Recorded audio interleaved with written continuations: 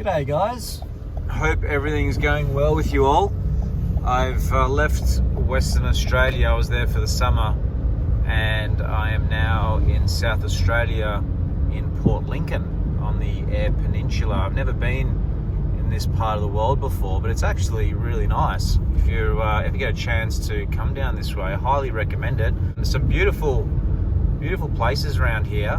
The Eyre Peninsula, I really knew it for three main things. I knew it was really good for seafood. I think some of the best seafood in Australia.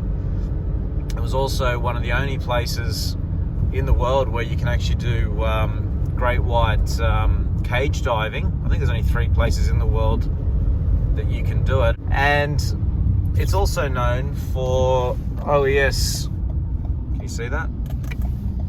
OES sailboards. I actually bought a board off these guys about 20 years ago actually. I came here yesterday. I'd never met Pete before, and he asked me where I was staying, and I said, well, I'm actually just traveling in my van and I sort of free camp around. And he said, well, you can use this this car park if you like. And you know, in the shop there's a couch and a screen. I can watch some YouTube or whatever. There's a little kitchen. So I took him up on the offer. So yeah, I stayed in the car park here last night, and it was super cool.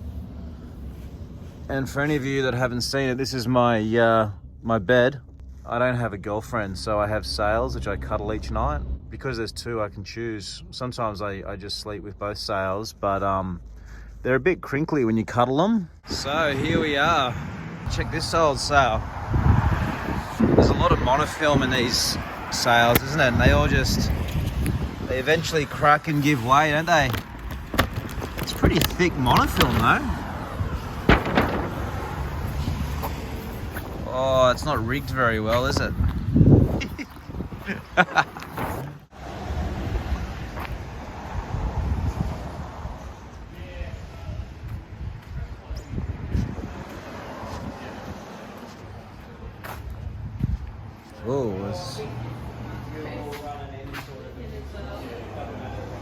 Anton, if you're watching this video, there you are, mate. You're in a windsurf shop. Yeah, how long have you been working in the shop for? Since the start of December, so around 7 months now. Yeah. So, all right. Which has been good, just doing the admin and everything, and keeping the shop front all tidy for Dad and everything, which is good. Pretty easy work. Photos, we're still trying to get a layout and everything of it a bit more professional. You know, some of the boards, that's our old shed. This is in the back of our house. It's been a bit of a change having a big shed now, which is good. I've been just updating some of the photos.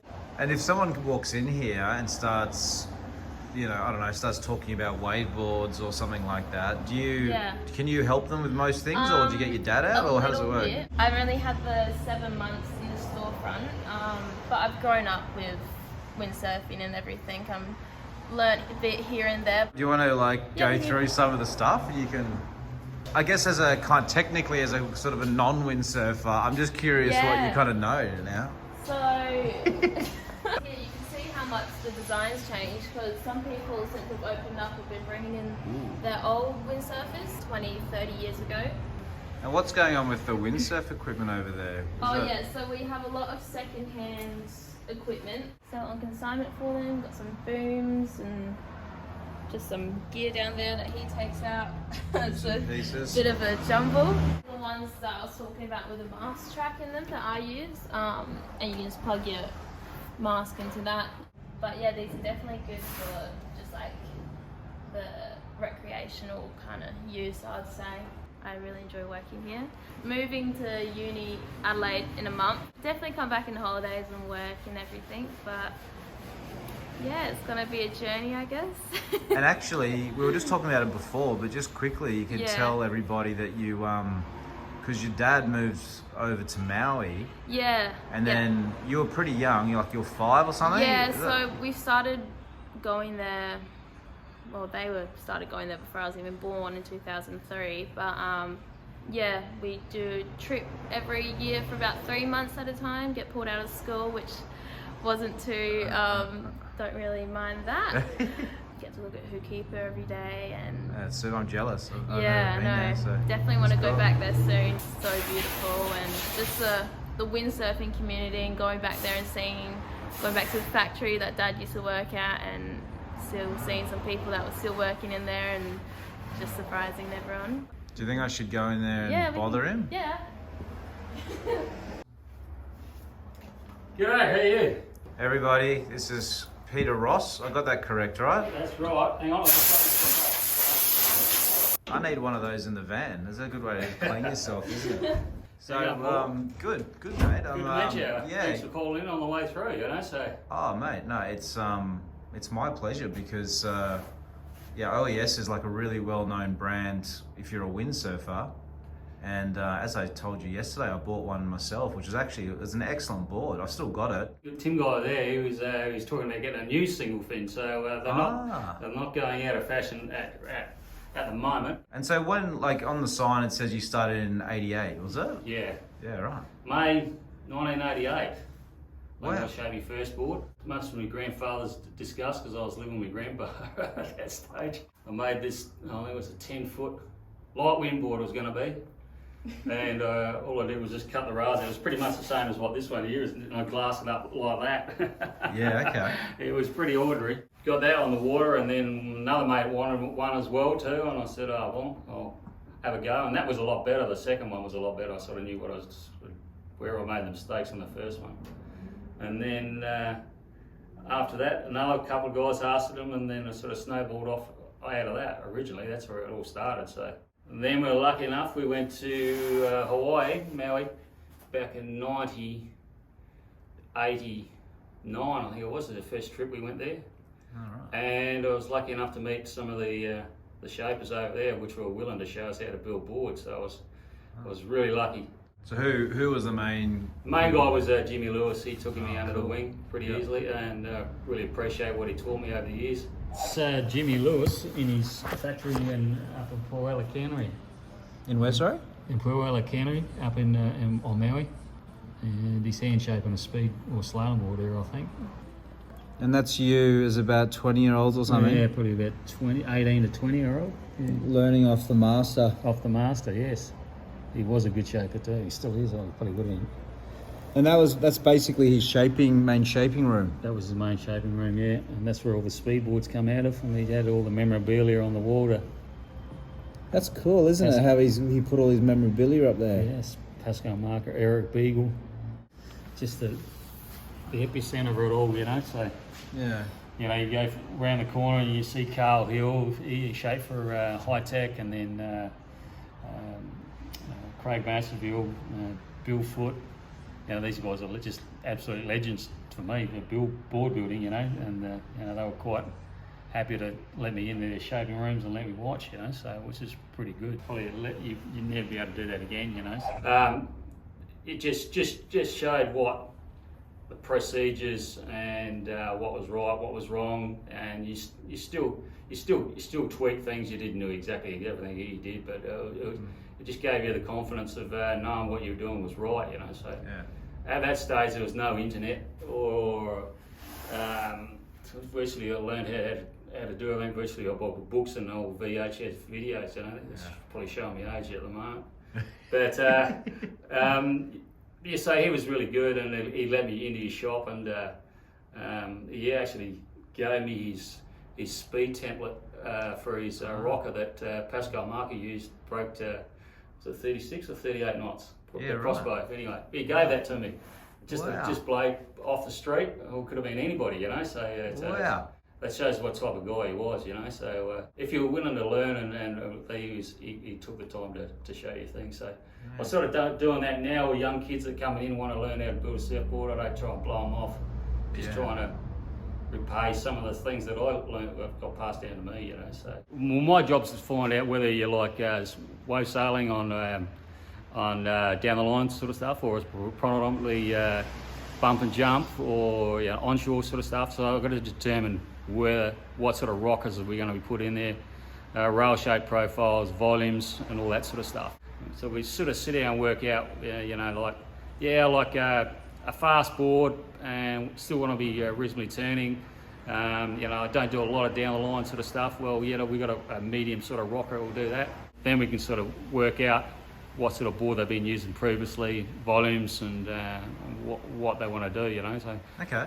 So the reason these guys get really, really good, there's Bant there, is because they progress their boards one step at a time. So they're using exactly the same program as this, so they can get boards tweaked. They can go from one change to the next. Shape 3D it's called, 3D, is it? Yeah. Once we get a board in their computer and everybody's happy with it, we just store that on file. And then if you need to change something later on, we've got a base to work with. We're not starting again from scratch. I'll just show you the difference between the boards. This is our Wave Pro sort of model. It's just more of a down the line sort of board. It's got a little bit more rocker. It's still reasonably fast, but it's definitely our premier down the line. The wide point's further forward to centre. I like to have plenty of curve through the rail. I'm not really a fan of super straight rail, like the Tomo surfboards or anything like that. I need the curvature in it to kill the speed and keep the control. So as the board rocks off on the bottom turn, as it's getting faster and faster, it's got the ability to rock back the tail and kill a lot of speed and keep the board under control. Another thing we've done is just pull the noses in just a little bit more too. It seems to help just punching through white water. You're not getting pushed back as much, and it'll pop up a lot easier out of the white water. So especially cool. In a glugging scenario where you're looking at this wall of white water coming at you, you've got a bit of confidence that it's gonna kiss itself up, out instead of just nose diving straight in. Sort of a generic option, so you can run it as a single fin, obviously a quad, or a tri-fin. So people say that's extra weight. Well, yeah, it is extra weight, but it just gives you versatility. You can be paying a reasonable amount of dollars for a board. Some guys want to go swap between a quad, tri-fin, or a single fin. So it just gives you the versatility. So that's just a single concave running into a double concave with a slight V, just very slight V in the back of the tail. So it gives the ability to rock back on your back foot. And just gives a good rail-to-rail transition. The concave actually engages the rail a lot harder, so when you're going in that first big bottom turn, it's actually going to be holding and not bouncing out on you.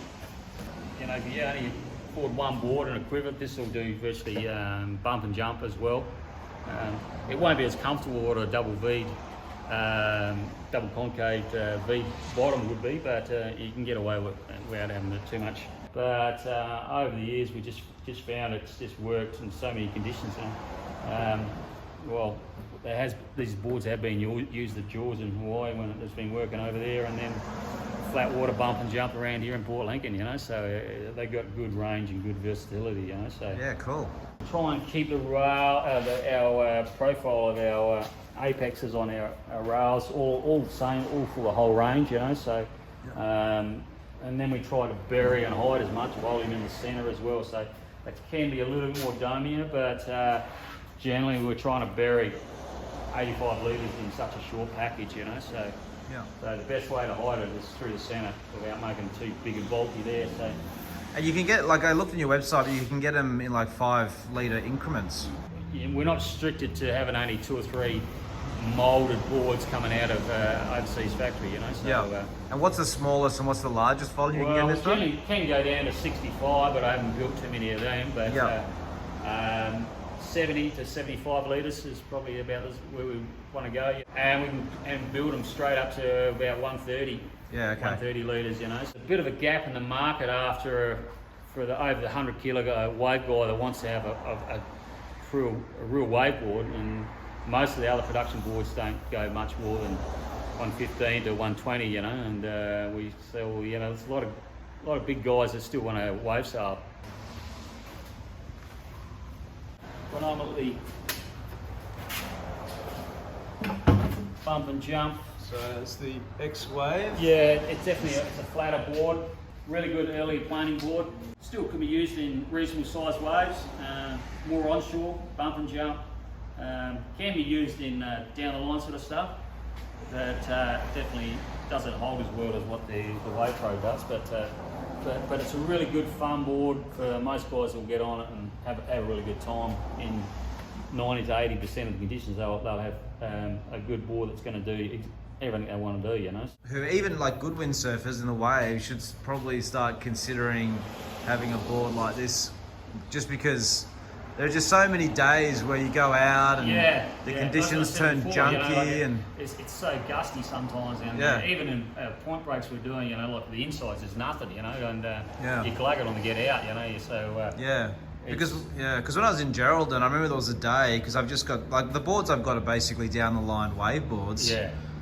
But I remember there was quite a few days where you turn up at the beach and it's gusty and the waves are mushy and crap, and then someone will just rock up on a kind of more of a, you know, a free wavy sort of a board, and they're just blasting around everywhere, and I'm just not doing anything. So I was kind of thinking it'd be kind of nice. Nothing more frustrating when you sit on the beach watching someone else having fun. Yeah. So basically we've got just a flat up here and no concave or nothing, you know, and then just a progressive V all the way through the tail with a double concave running through the back of the tail, you know. So it gets you up nice, good speed, and then you still gives you good rail transition on it as well too, you know. So and this one you can run as a single fin or a tri-fin. Most of the people will run it as tri-fins these days. So just gives you edge a bit of hiding power, you know. So that's probably our go-to board, and it's definitely more backward orientated. You know, you can get away with a bigger fin on the back there, and just have a good blasting board, you know, and still be able to use it. Good jumping board as well too, you know. So will it still make a good float and ride board if the waves are good, or? Yeah, for sure. We do marry. If I do get a guy that wants a 120, 130 litre board that wants to have a fast wave board, still we'll marry this rocker line to that board, but building it in the Wave Pro shape, you know. So it's a good fast rocker, that one, and a fast board, you know. So this is our hot rod. Hot rod 75. This one's a little bit smaller, obviously. What we've done here is it's virtually we've cut completely the tail off of the back, you know. So it's just loosens the board completely off the top and then off the bottom as well too. Because there's no tail there anymore, you know, you've got a lot more control and speed, you know. So with the 75, you know, you're gonna have pretty good control. But what we found when you want to go up to these bigger boards, you know, like over 100 litres, you know, it gives you a lot more control when the tails are wider and the tails are chopped off. You can still get them to hold really well and snap off the top. Horses for courses, you know, like some guys want something really snappy off the top. This will do it. They're probably not as drivey on the bottom because of the shorter rail length. So to compensate that, we put a deeper concave in there to get it to hold a little bit more, and then. And this also comes in 5 litre increments, basically? Yeah, pretty much, and that'll go right up to, I think, 130 litres, I think. So. And compared to the Wave Pro, how much harder to get this one getting on the plane? It's a fraction a little bit slower to get on a plane, but once it gets up on the plane, it's just as quick, because once we found it, we thought, it would take less surface area away, it would come off the plane a little bit more, but once you've taken that away, there's no drag there anymore. It's a bit like the tickler tail back in the early 80s, what they were trying to achieve there, you know. They were trying to get a flexy tail to straight to get going, and then when you got on the wave face, it would flex and give you a bit of more curvature. Well, just cutting it off, you know, you can still get up on the plane just as quick without cavitation problems, but once you get off the top, it just wants to snap around so much quicker, you know. So yeah. Russ Rowe was that was his predominant ball when he was riding for us. This one, that was the one he wanted to use a lot, you know, especially. It's not for everybody, but for the guys that want a specific board for a specific job, you know, it's just something that will do that, you know. So yeah. So, shout outs to Russ in Maui.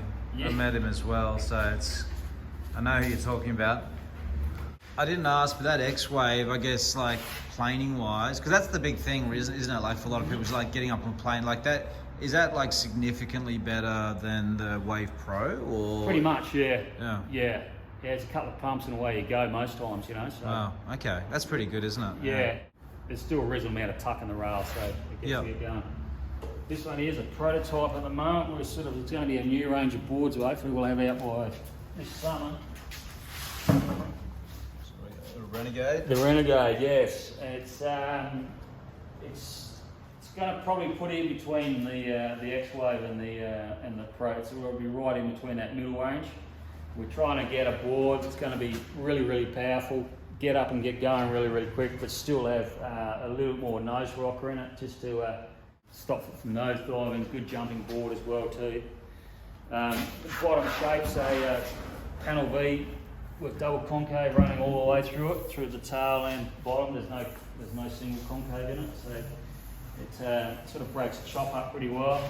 The rocker line's a little bit flatter through the nose, and then it sort of dips away. So this one here, it jumps really well. It can stall a little bit on the bottom turn sometimes, so I might have to adjust that nose on the next couple I'll do for testing. Certainly jumps all right. Once you get in the wave face, you get it just shoots you skyward. So if anybody wants a good jumping board, just a good fun all-round sort of board, plenty of volume underneath the back foot. Try and keep the volume all the way through the back there. Yeah. You know, and the tail as well too. You know, just a little bit more surface area in the back foot there. You know, so the turning of it's a little bit wider. You know, it's not quite as doesn't turn as hard as what the hot rod or the Wave Pro does, but you know, you get used to it. You know, you adjust you adjust your turn. Well, we've got a digital printer as well too now, so we just pick that up. So we can, even if you design something up in a file, we can just print it off and make a great big deck sticker with it. You know, so if it needs to be airbrushed, we've got access to a good airbrush brusher in town. Yeah. Jason, I think we put a board building video about 3 or 4 or 5 years ago, and he did some airbrushing on that. It was pretty spectacular what he does. He's pretty good. So, well, there's a 130 Wave Pro. Wants a big wave board. I don't think I've ever seen a bigger wave board than that. Yeah. For a big guy, it'll turn really nice, you know. So, for us medium guys, you know, we can get away with less, you know. But you got a guy that's 110, 115 kilos.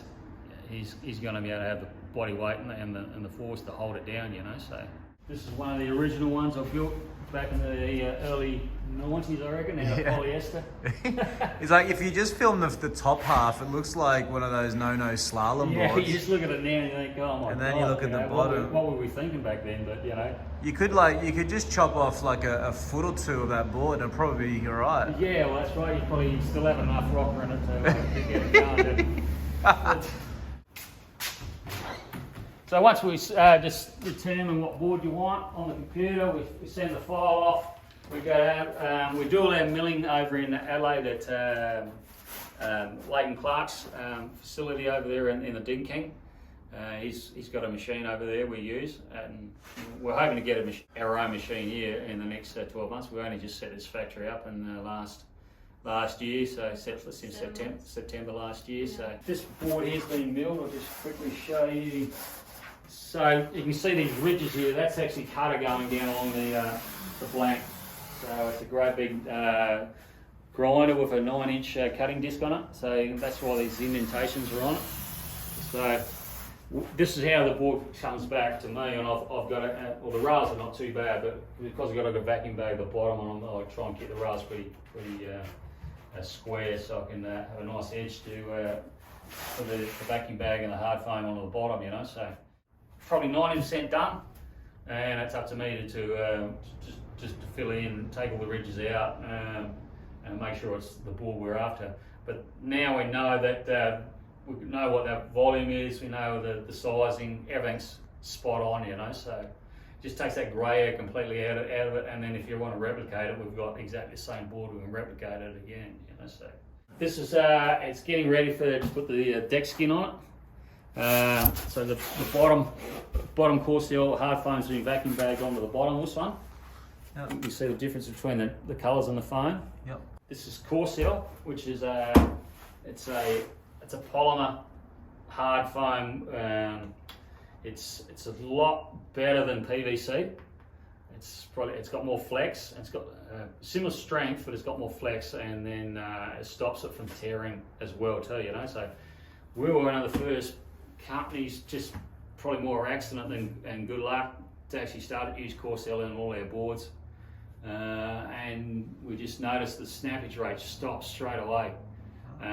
Every board we built out of PVC or Divinacel, every one of them broke eventually. You know, it's just the nature of the foam. It's just very brittle. You know, so it's super strong. But these ones here, the Corcel, compared to the Corcel, it's got more flex to it, which is good. So it gives the board ability to flex this way in jump when loading up in jumps, and then flex as well too when you're loading up in turns as well too. So we put a 6mm on the bottom, and then we the backing bag onto the deck as well, 3mm onto the deck. All the where the heel inserts go, we double sandwich those as well too. So that's all double reinforced, double sandwich through there. We put a hard foam block into the where the mast track goes. Anywhere an insert goes into the board, we put a hard foam block, which is waterproof, and it spreads the load as well, especially on the mast tracks. This is the smack I was telling you about. This one here is probably in between the X-Wave. It's probably what the X-Wave. It's probably going to have. It's got more rocker in it than the Renegade and the X-Wave. So it's that medium board in between the Wave Pro.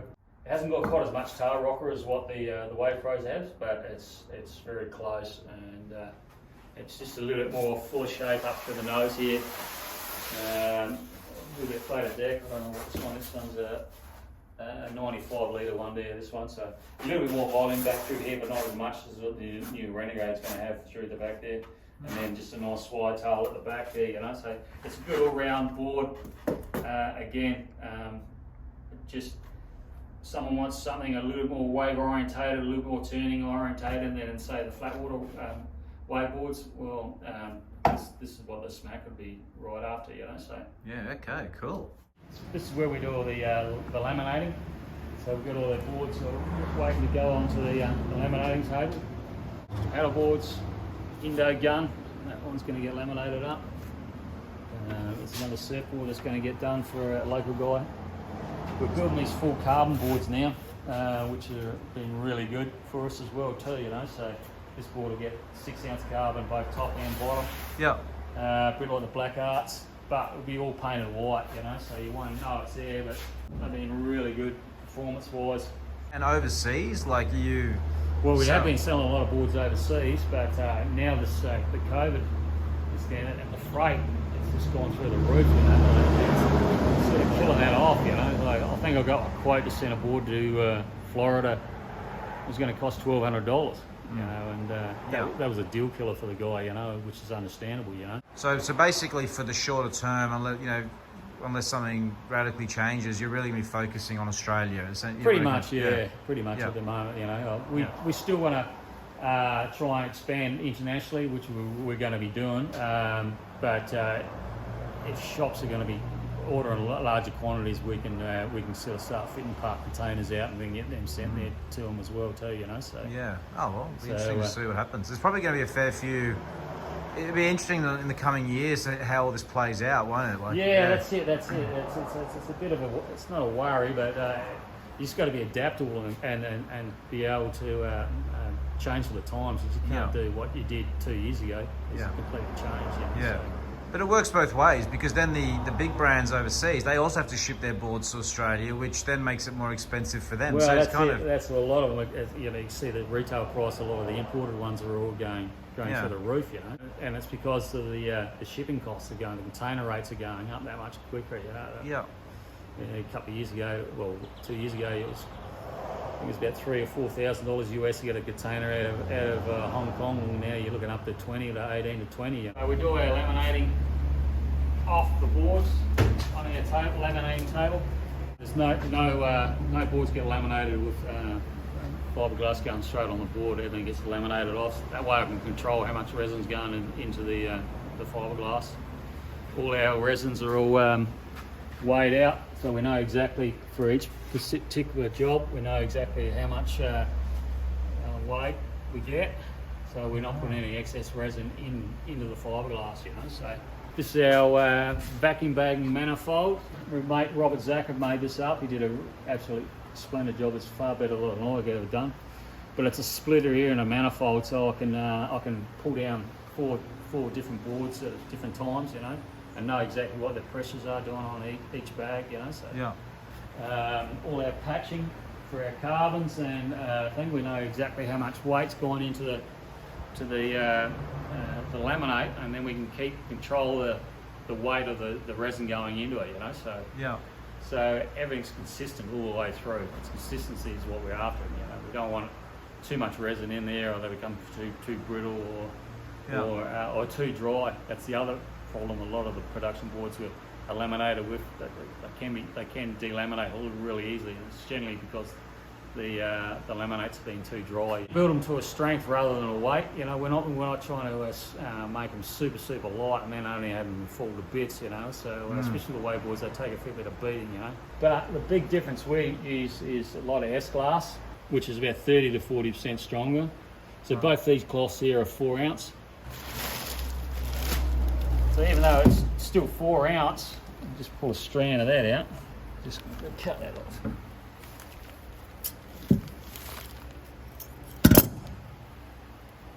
Still 4 ounce, but it breaks quite easily. Whereas you come here with this S-glass, same strand. It does break, but it takes a lot more to break. So you know, like a board, this is E-glass, that's S-glass. So that's the difference. You know, the columns are even so much better, you know, for strength, and we just know where we're at, you know. Yeah, so interesting. When you marry that to the sheet foam, the core cell, you get a pretty light and strong product. Then you're putting the plastic sleeve over the top to vacuum seal it. Yeah, the plastic tube that'll go over the board, and then we suck all the air out, and we bring it down to a pressure that we know that's going to not collapse the board. And there's a couple of guys in Hawaii when I was over there. They were vacuum bagging a couple of boards one night, and something stuck on the breather, because you got to vent the vacuum bag so it doesn't continue to pull.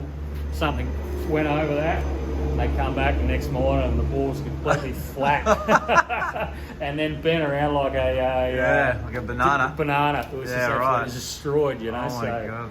What's going on in there? That's where you're finishing, or like that's where you sand things down? Yeah, that's where the dirty work gets done. All the grinding, all the sanding, all the routing,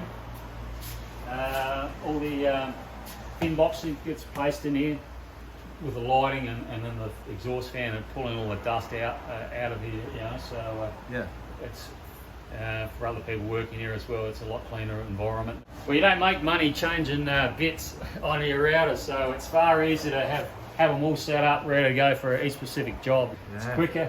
Each of these tools got different jobs, so that's for the foot strap inserts that go on the board. So I know I can just grab that and just route them man straight out. This one here is for the side slot boxes to go on the side with the hard foam that goes into that. All right. Yeah, no, so this is our spray booth. We do all our top coats and clears and primers and all our epoxy based sanding coats. Most of the time we use. Different guns for different jobs again. That's our spray putty gun, so it's putting the white on majority of the board. That's going quite thick. Yep. This is our Devilva spray gun, so any colour work or stuff like that. So that's a 2.5mm nozzle. This one has a 1.4, so it's a little bit finer. This is our clear coat gun. That's a 1.3, so it's really clean. It gets atomizers and the clear coat's really nice. This one here is for our textures, for our decks. Another gravity gun. Touch-up gun for any airbrushing, not that I've used that for too much.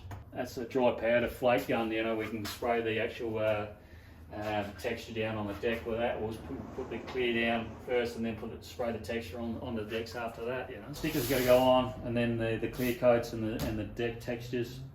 And then right at the last final stage, we'll bring it back out here, and then we'll We'll route out all the fin boxes and the mast tracks and the inserts and put the deck pads on, while the deck pads go on before the texture.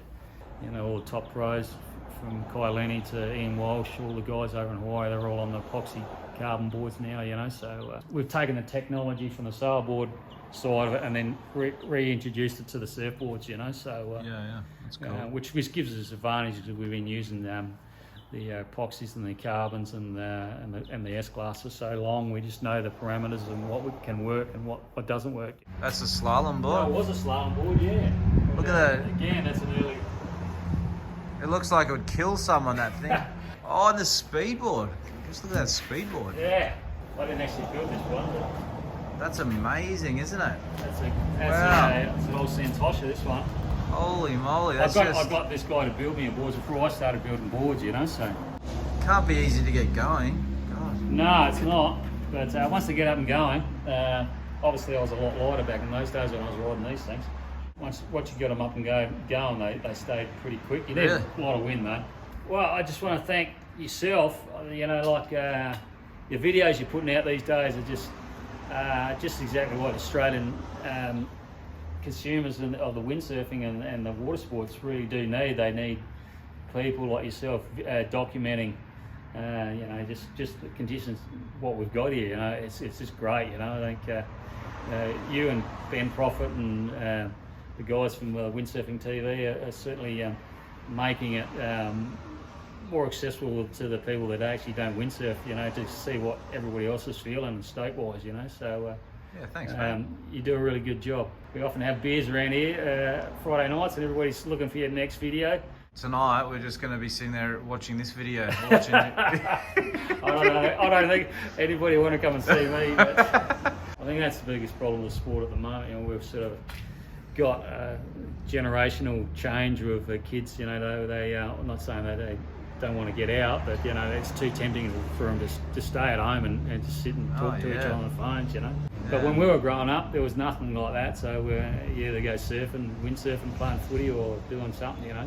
It's a bit of a generational change, and you know, windsurfing's sort of not suffering, but it's adjusting, you know. So it's definitely a lot of greying and balding windsurfers, but I think there's a lot of young kids that still want to, like Chelsea and sort of the other daughter Yasmin, you know, they're all sort of keen to get on the water, windsurfing and surfing, and you know. So no, it's important what you said. I think anyone who's out there who's got the time and the means to get a kid or someone onto a windsurfer and just let them give it a go. You know, I think you know, we've all been taught by someone, so it's almost probably like to give back. We need to then teach someone else too, don't we? Yeah, exactly. Yeah, you just go to a nice sunny day, you take the kids out and all of a sudden the bug bites them and away they go. They're hooked for life, you know. So we generally sail all year round here, you know, apart from virtually Easter to probably about now is a bit of our doldrum sort of time, but summer months we'll get just as good a sea breeze as what you'll get in West Australia, and it's all cross-off sort of stuff along the west coast here. And then now it's swinging with the fronts coming through in the winter time. We'll get northwest to southwest. So again, you can either pick your one side of the coast or the other, you know. So you can either pick onshore conditions or you go to the east coast of the Eyre Peninsula and get offshore conditions. Yeah. Thank you to both of you for giving me all your time and letting me stay in your car park. If someone's getting stuck and they can camp there for the night. Just windsurfers only. Windsurfers only. Have you seen those signs? It's like windsurfing parking only. I've seen it before. But no, that's cool. No, thanks again, and it's great to see what you're doing here, and I hope you continue for a long time. You know, it's we hope to anyway. It's just a matter of just say, keeping the head above water and forging on it each week and each month, you know. So yeah, cool. Guys. Thanks, Paul. See you later. Bye. Well, the video came to an end, but at the end of the day, I've been invited by the Ross family to have dinner, so I just thought I'd show you guys. So thank you so much for letting me stay in the shop, and now you're feeding me as well. Don't worry, the bill will be in your mailbox in about a week and a half. Oh, cool. Okay, excellent. And everybody, this is Yasmin. This is the elder daughter of Pete, and these three all work in the shop. So if you ever call them, you may speak to any of them. But thank you very much. They've made me this beautiful roast dinner. I've been living in a van, so I very rarely get a dinner like this. So anyway, thanks again, guys. Thank you. Thank you. See ya. Bye.